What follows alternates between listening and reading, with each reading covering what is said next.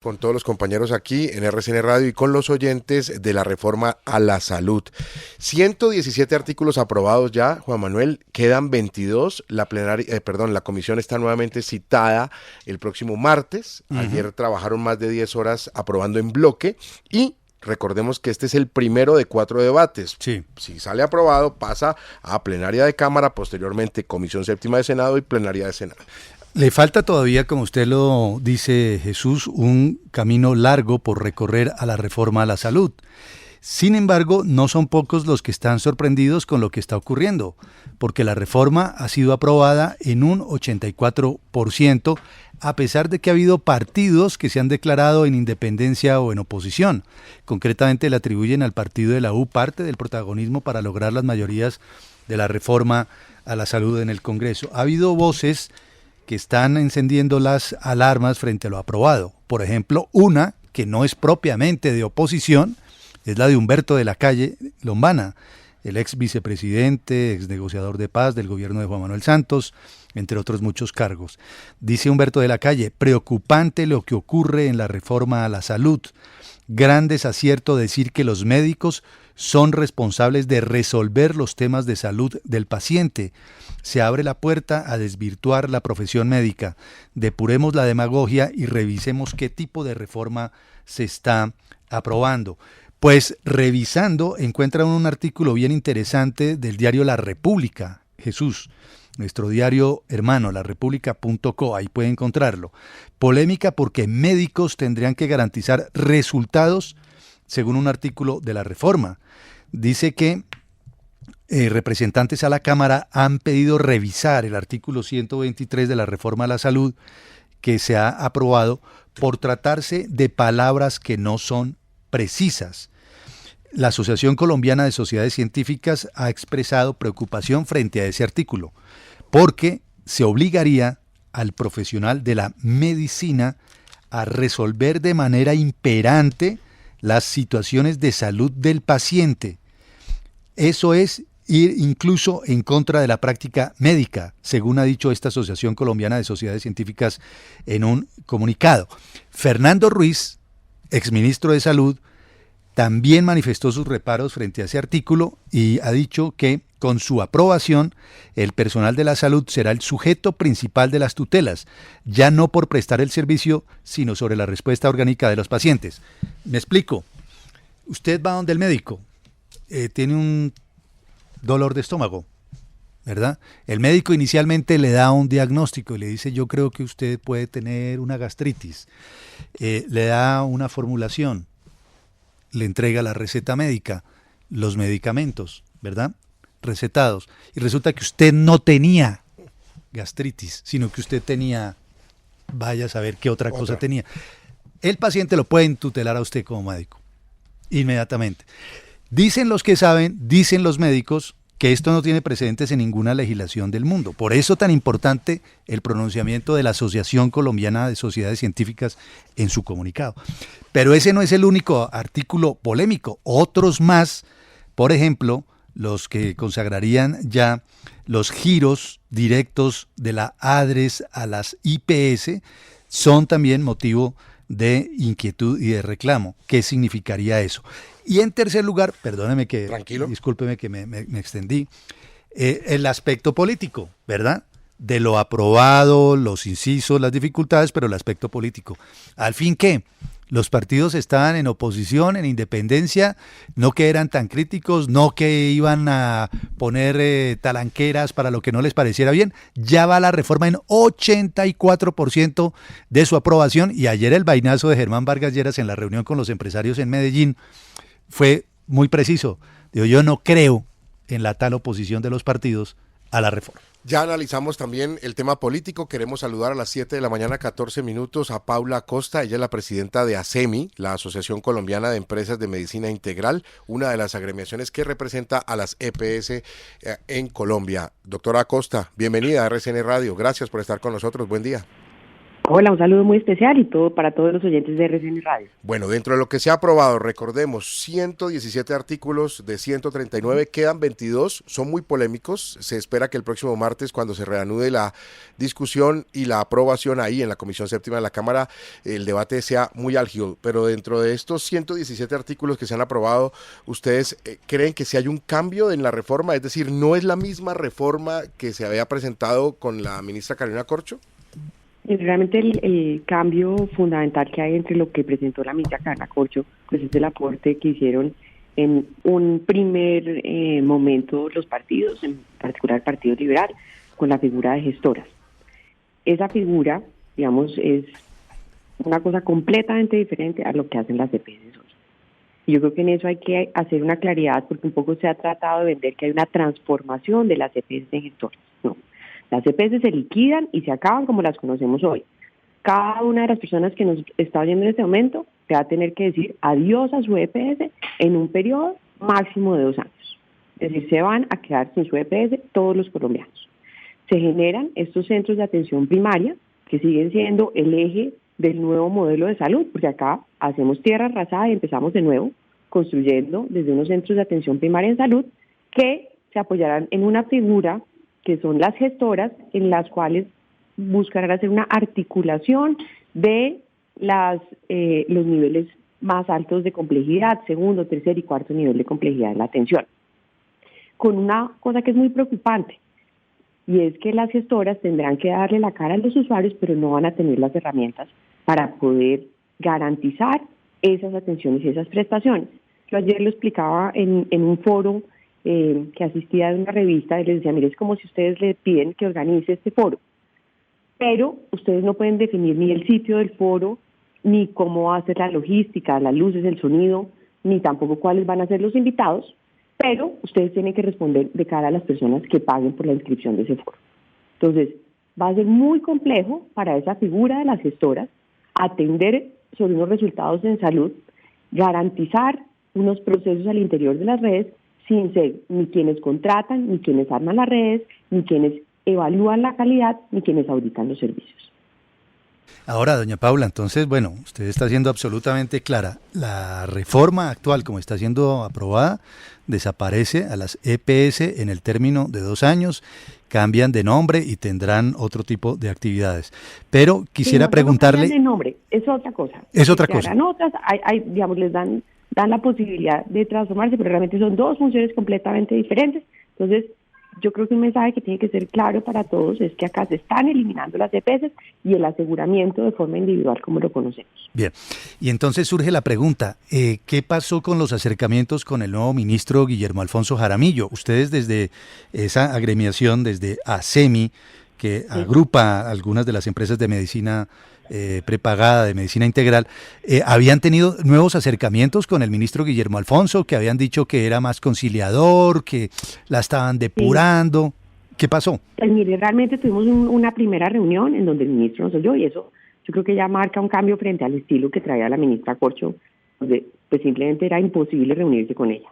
El ministro ayer oyó durante más de 6 horas organizaciones de pacientes, usuarios, en donde el mensaje fue claro y esta no es la reforma que queremos, pero a los 10 minutos que terminaron de hablar los pacientes y los usuarios empezó la aprobación de artículos de la reforma. Entonces, está muy bien que oigan, y eso yo creo que es un avance, pero realmente lo que no ha pasado es que esa escucha se haya convertido en modificaciones dentro del proyecto de reforma. No hemos visto nosotros ningún cambio, ni hemos tenido aún espacios técnicos para poder interactuar con el gobierno acerca de los contenidos de la reforma. Entonces, agradecemos, por supuesto, el espacio que nos ha brindado el nuevo ministro de plantearle las preocupaciones, pero esas preocupaciones y esas propuestas que se han dado desde diferentes sectores, pues aún no se han materializado dentro de lo que se ha aprobado y como usted dice, ya van 117 artículos aprobados de 139.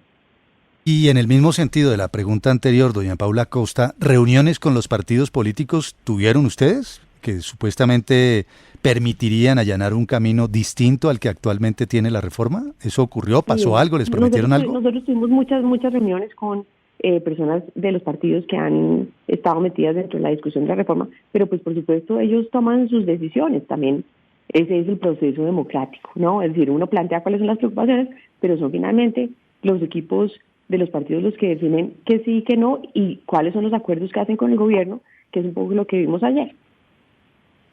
Claro, pero lo que uno podría concluir de lo que usted está diciendo, doña Paula Costa, es que pues el ministro Jaramillo habla con ustedes, es muy amable y al final todo lo que concluyen en ese diálogo termina por fuera del texto del proyecto de reforma, es decir, no se consigna ahí de ninguna manera. Entonces, para que quede claro y diciéndolo de una manera muy sencilla, el diálogo ese no está sirviendo para nada.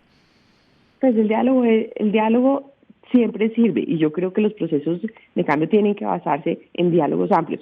Por ahora y en lo que está aprobado en este momento, y acá yo quiero pues recordar que un proceso de ley tiene que pasar por 4 debates.